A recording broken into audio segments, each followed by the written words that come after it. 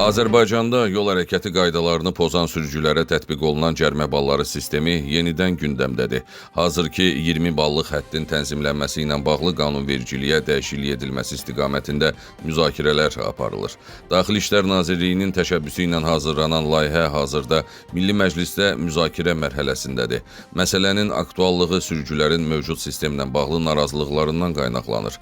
Belə ki, toplanan balların qısa müddətdə 20-yə çatması və sürücülük hüququnun məhdudlaşdırılması ciddi müzakirələrə yol açıb.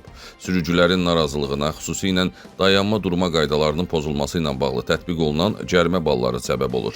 Hazırda piyada keçidində, yol ayrıcında dayanma, avtobus zolağına daxil olma və ikinci cərgədə parklanma kimi inzibati xətalar həm pul cəriməsi, həm də cərimə balları ilə cəzalandırılır. Hazırlanan yeni layihədə nəzərdən keçirilən əsas yanaşmalarsa bunlardır. Bal sisteminin ləğvi, bəzi xətalar üzrə cərimə ballarının tamamilə aradan qaldırılması, limitin artırılması, mövcud 20 ballıq həddin daha yüksək rəqəmlə əvəz olunması.